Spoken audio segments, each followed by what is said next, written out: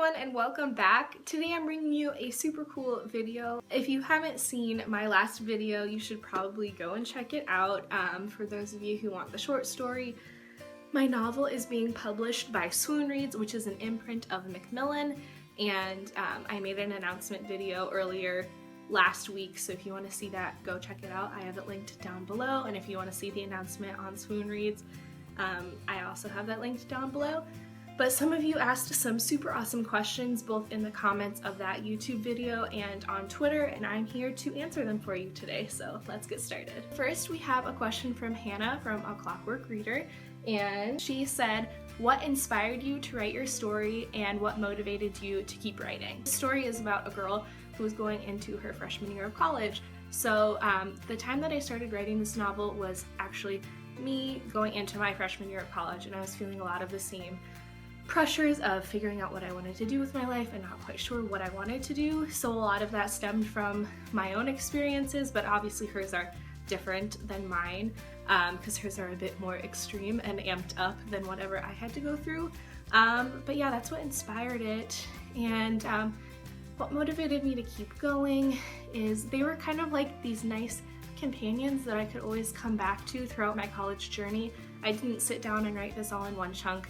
It came in parts over years, and I would edit it and make it better over years, and it still has a lot more editing to be done to make it even better, but yeah, it's just been this constant thing that I've had all throughout college, and it's been super awesome. The next questions come from Katie Loves to Read, and her questions are, what is the hardest part of the writing process, and has it always been your dream to be a published author? I would say the hardest part of the writing process is not even writing the book, it's when you're finished, figuring out how to get it published. That has been hands down the hardest part. I went through traditional querying for about a year and would get bites on it, but no one was like offering me representation. So I uploaded my manuscript to Swoon Reads because it sounded like an amazing deal, like sort of just this shot in the dark, and it worked. So yeah, the querying and trying to get it actually published has been the hardest part. And yes, it has been my dream since I was little to be a published author, so this is absolutely insane. I never expected to be 22 and have signed a contract with a Big Six publishing house. Never would have expected that, so this is seriously the biggest dream come true. Next is a question from Alyssa from Pucks and Paperbacks, and she asked, what is a piece of advice you could give to new writers? And my advice is just write your story. It's really hard to edit anything if you don't have anything down on paper. A lot of people will come up and tell you, I have this great idea for a book, and all I have to say is make sure like you get it written down. Getting it written down is the hardest part. It's easy to go back and edit and refine your story, but getting that first draft down is the most important. So my piece of advice is just keep writing. And set goals for yourself, so set realistic goals. It's really helpful to be in a process like NaNoWriMo or Camp NaNoWriMo, so you're encouraged to hit like X amount of words each day. That's how I got a lot of my writing done, is through projects like that when there are other people motivating you to get all of your word counts for the day. So yeah, be motivated and make sure you get your first draft done because that's the hardest part. All right, Joss from Squirrels Reads asked the best question. She said, I'm gonna read it because it was really nicely worded. Read it from my computer. She said, how do you as an author research and incorporate diversity and empathetic representation in your books? And that's a great question. I did a lot of research. My main character, I didn't actually realize that she was suffering a lot with anxiety and depression until I had a beta reader read through it. And she was like, oh my gosh, are you realizing like this is happening but you're not addressing it? And I was like, you are correct. And I think it kind of surprised me when I got that feedback from a beta reader, because I was kind of writing from what I was kind of going through, and that was sort of eye-opening to me to realize, oh, like maybe some of what I was going through my freshman year was anxiety and depression influenced. I don't think I end up making it a bigger deal in the book than it was in my life, again, because it's exaggerated, but I did a lot of research, so I really just realistically looked at what colleges were offering as far as mental health aid for students and kind of found out some scary statistics of like how much it's not actually helping.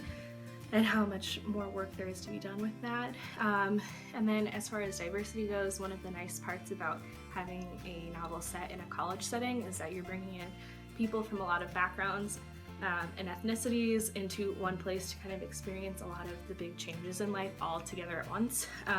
You know, it's not like the main theme, but like something that's a very important underlying thing that is throughout. This really pairs well with the next question from Taylor from Taylicious Reads, and she asked about how, she says, I write about mental illness in my own pieces and was wondering how you find it easy to relate to these flawed characters. I mean, as I've already said, I really related to my main character who deals with anxiety and depression.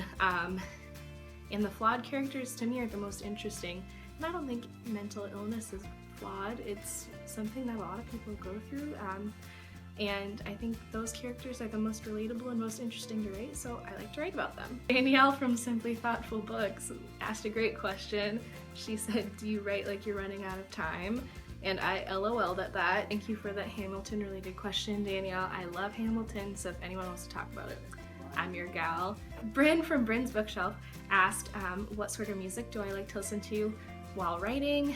And also, who is my favorite character to write? I love listening to music while I write. I have to. I usually have like a song that I feel like fits the scene that I'm writing that I just listen to on repeat. And I have a Spotify playlist if anyone is at all interested. I have that link down below also for this book, like the different songs that I use for different scenes. And my favorite character to write about was definitely Porter.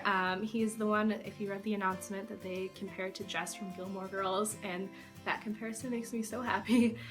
He is snarky and lovable and adorable, and he was the best person to write about. He's a writer, and he's a little dramatic, but you know, he's adorable. I like him a lot. He's really fun to write. My dear friend Larissa from back home that you guys probably don't know, she asked how long did it take to write? And fun fact, Larissa is the one who took my photo that's going to be in the back of the book. That's sort of my like profile icon on everything right now, so thank you, Larissa, it's amazing.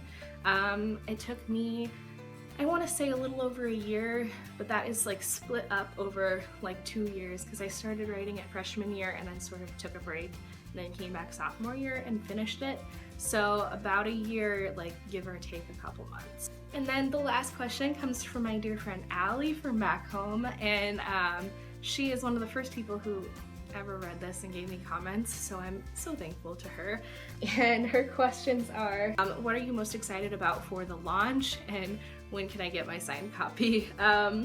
So the date has been officially announced. I don't know if it'll change down the line, but for now it is going to be September 5th, 2017 is when it'll be out in bookstores everywhere. And I'm most excited about, actually in the process, I'm most excited about cover reveal. For Swoon Reads, you get a really cool opportunity to vote for cover design directions a couple months before it'll come out.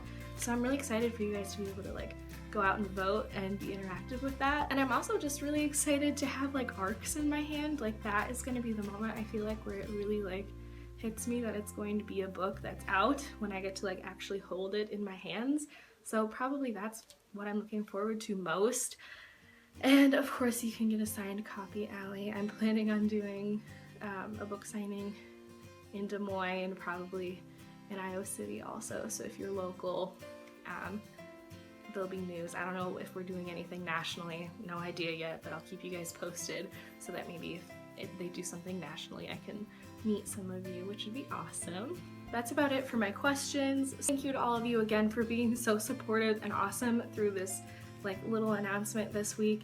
I'm so happy to be on this journey with you all, and I hope you stick around through it all until it hits bookshelves and you can say like, hey, I sort of knew this girl whose book is published right there on the shelf. So as always, thank you guys so much for stopping by my little book nook of the internet, and I'll see you next time.